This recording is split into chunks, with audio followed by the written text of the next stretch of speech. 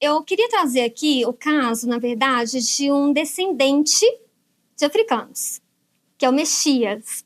O Mexias, ele era um músico que tocava em banda aqui em Minas Gerais no século XVIII. E quando chegou o bispo, o primeiro bispo aqui de Minas Gerais, ele então não aceitou uma ordem desse bispo, que era de revisar os papéis. Os mestres de capela deveriam revisar os papéis, que eram as partituras na época, tá? Para então as bandas de música poderem tocar. Então isso tirava parte da liberdade dos músicos e dava muito poder para esses mestres de capela. O Mexias, então, que era um descendente de africanos, né? Esse homem, então, se rebelou contra essa ordem do bispo. Inclusive, ele movimentou os demais músicos contra a ordem do bispo. Movimentou, inclusive, uma pessoa da administração colonial aqui em Minas Gerais contra o bispo. Eles, então, mandaram para a coroa portuguesa uma carta em protesto contra essa ordem do bispo. E o rei português, então, ficou do lado deles e mandou o bispo recuar. O rei português disse que seria um perigo muito grande que aqui em Minas Gerais tivesse um motim por causa disso. Por quê? Eu mostro na minha tese que os africanos, eles recriaram os instrumentos musicais de suas nações, inclusive está escrito assim, tá? Instrumentos musicais de suas nações. Aqui nas Irmandades Católicas. Durante as festas católicas, durante as missas, os instrumentos musicais africanos estavam sendo tocados. Sabe? Então, a cultura musical africana, ela não estava somente nos rituais africanos que aconteciam nas casas das pessoas, nas senzalas. Essas culturas musicais estavam também nas irmandades católicas, nas ruas, nas tabernas, que seria o equivalente hoje a, vamos colocar assim, um barzinho, tá? Uhum. Que eram as vendas. Estavam também nas casas da elite também, que precisava de cura, e aí se tinha, então, um ritual que envolvia música e dança. Estava também no teatro, que é a Casa da Ópera de Vila Rica. Para quem não sabe, a Casa da Ópera de Vila Rica é o equivalente, né, na língua portuguesa hoje ao teatro. Tá? Então, os instrumentos musicais africanos, os ritmos africanos estavam em todos os lugares aqui em Minas Gerais no século XVIII. E o Mexias, ele era um descendente de africanos, né? E ele não queria que fosse revisado essas partituras, muito provavelmente porque essas partituras haviam ali ritmos africanos, eram talvez tocados, né, com esses instrumentos musicais africanos, e ele conseguiu movimentar ele conseguiu movimentar os músicos, a administração colonial e até a coroa portuguesa, e conseguiu vencer o bispo. Então, é por isso que eu falo que existe uma resistência cultural muito forte aqui em Minas Gerais no século XVIII. E essa resistência cultural, gente, foi tão forte que hoje o que se tem aqui no Brasil são ritmos que vieram da cultura africana.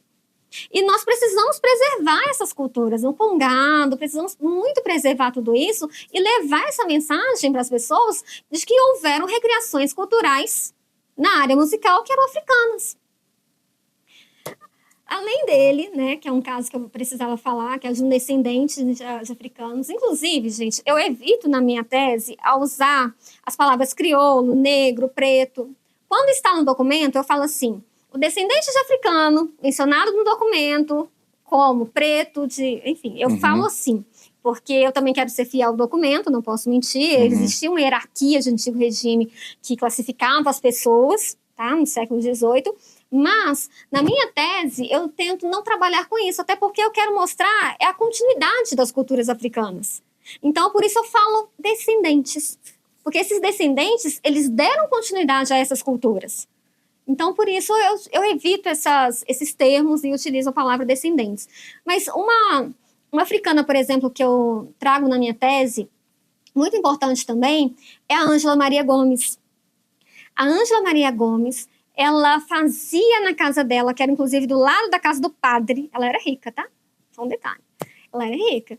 Essas mulheres que praticavam a cura, gente, elas acabaram se alforriando, ou seja, elas conseguiram comprar a carta de liberdade, a carta de alforria, ok?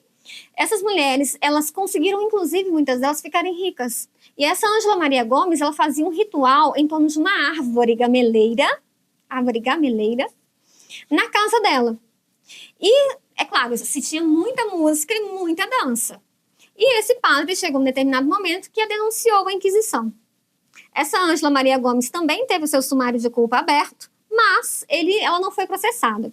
Quando a gente olha assim, nós que somos historiadores, né, nós pensamos assim, nossa, que bom que ela não foi processada, assim, ela não morreu nos cárceres da Inquisição, né, não foi torturada lá em Portugal até a morte, mas nos sumários de culpa e nas denúncias, tem poucas informações, que são pequenas. As denúncias são meia página, os sumários de culpa costumam ser de 3 páginas, 5, às vezes 10, 15. Quando eu encontro sumários de culpa de 15 páginas, nossa, eu fico muito feliz. Porque aí tem muitas informações, né? Mas, e o processo são 200, 300 páginas, então tem muitas informações. Mas ela não foi processada. Mas é importante porque essa árvore gameleira foi uma recriação de um ritual que acontecia lá no reino de Judá. Porque a árvore lá essa árvore gameleira também era considerado um deus lá, era um voodoo lá. Uhum. Então, ela recriou esse ritual aqui e curava as pessoas através desse ritual. Outra pessoa que eu trago na minha tese muito importante é a Teresa Mina, de Nação Courá, e o Manuel Mina, de Nação Courá. Eles estão na minha tese, né? Eu fiz, inclusive, a peça de teatro foi baseada nessa documentação sobre esses dois, né? E ela fazia na casa dela também, nas noites de sábado, uns rituais africanos que envolviam música e dança. E ela também teve aí, né, a sua casa invadida, ela também foi presa, juntamente com Manuel.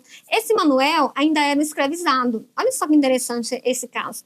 Ele era um escravizado que conseguia se deslocar semanalmente, no sábado à noite. E muitas vezes ficava na casa da Teresa, vários e vários dias, tá?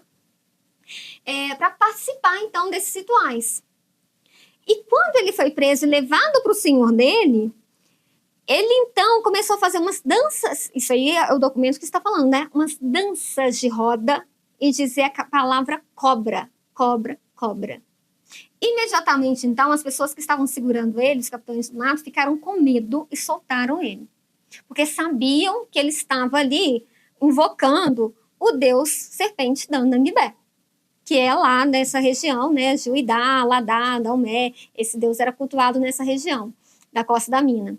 Então, as pessoas tinham conhecimento dos deuses africanos, que foram os cultos aos deuses africanos, que eram recriados aqui em Minas Gerais. Eu mostro isso na minha tese, tá? Por A mais B. As pessoas, então, têm consciência de que os instrumentos musicais africanos também foram recriados, tanto que eles falavam instrumentos de suas nações. Eles tinham consciência de que os cantos em línguas africanas foram recriados também, porque isso está na documentação Cantos em Línguas Africanas.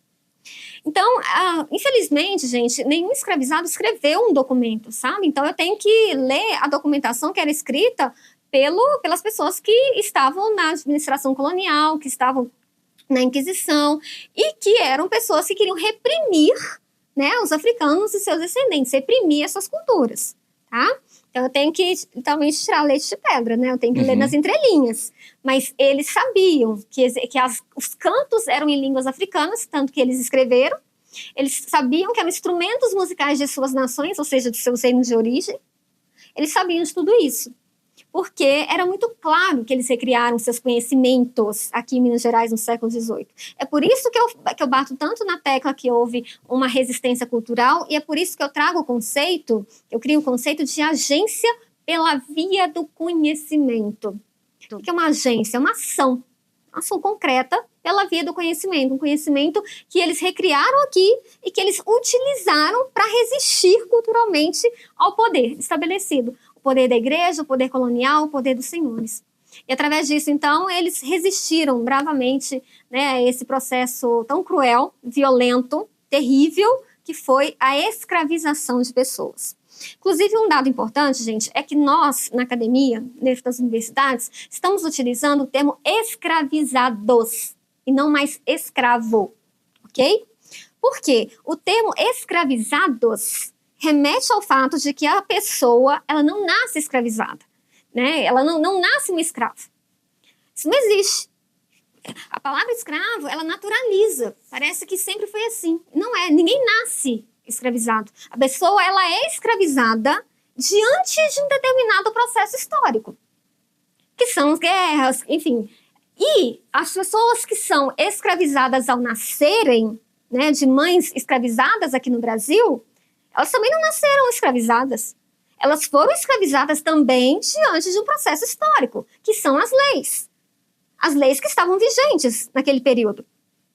Né? Vamos lembrar que a escravidão, gente, foi uma instituição legitimada moralmente e judicialmente.